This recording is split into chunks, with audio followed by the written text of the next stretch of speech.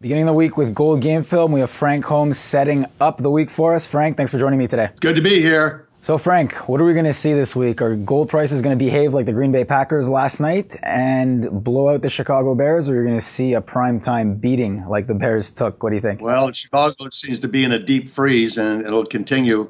But I think that gold is clawing for a bottom. So when it's going to happen, I do not know, because this great decline we've experienced is highly correlated to declining global GDP. That's real GDP has been declining since 2011, and the only muscle man out there today is America. And history is replete of showing that anytime we get a strong dollar 6 months out, the U.S. economy starts to slow down, because much of America's growth relies on exporting technology goods. So this idea of competitive currency devaluation is very dominant. All right, Frank, let's start with your SWAT report this morning. You had an interesting note about Canaccord Genuity's report focusing on some of the major indexes and how they're looking for a bottoming out phase right now, or a correction phase. Now, you see this as a strength for gold prices. What can we glean from the report? What do you make of it? Well, I think the important point is that this decline is the second longest. The longest was from 1987 to 1991. So you think of the crash of 87, and it wasn't until the S&L crisis had bottomed in 1991 did the junior stock market take off. And a lot of that had to do with the discovery, which sadly enough became a fraud on the BRICS.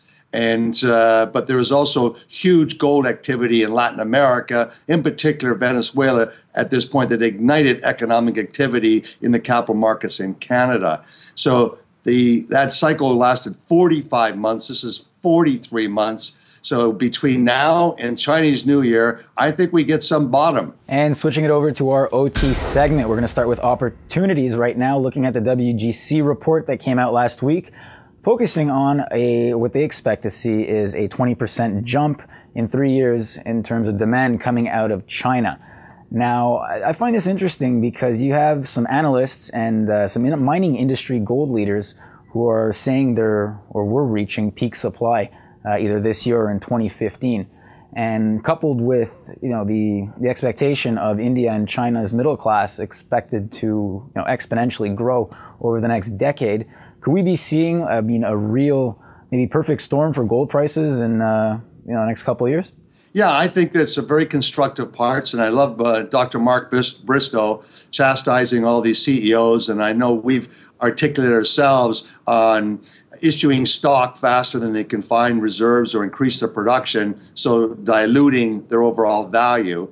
And I think a lot of CEOs from major corporations have lost their job for such poor decisions. And I think that's good to hear Mark Bristow say that. I think the other part is the great Barry Cooper is a retired analyst, did this incredible piece of research on Jerry Maguire, the movie, Show Me the Money. You get all these CEOs running around the world forecasting and making all these pronouncements of increasing production. And guess what? The average data point was we're going to increase it by 12%, and it was -8. So I think you're going to see supply contract, and Mother Nature is getting more and more difficult with deep deposits. And real quick, sticking with demand, we'll take a quick look at gold and silver bullion demand. We saw the U.S. Mint just run out of coins, silver coins, last week. So, demand seems to be picking up. Do you think this is a trend that will continue given the prices? Yes, I think that you're seeing smart investors, and that is buying silver because it's at a big discount, and it's a very constructive, positive way. So often it's negative regarding the retail investor, but I think they can turn around and put a little bit of that money into silver and diversify. And moving over to threats, lately we've seen banks just cutting their forecasts for gold prices into the end of the year, 2015 onwards. Now, a lot of these forecasts have been cut, or some of these forecasts have been cut to the sub $1,000 level. So, are you putting in anything into this right now? Well, they've usually been wrong, in this forecasting methodology that they use. And so if gold goes above its 50-day moving average, then a lot of them will half of them will swing over to doing a positive forecast. And if it goes above its 200-day, then they all become positive. What people don't realize is that gold is where it's trading at today. In 2007, it's still substantially higher. It's magnificently higher.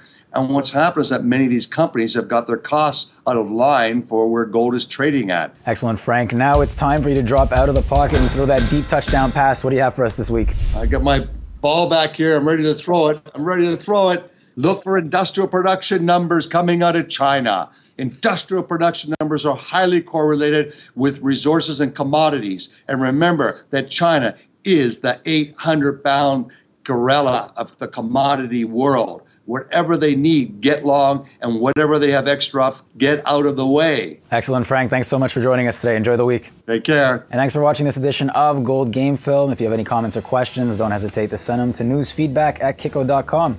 Have a good one.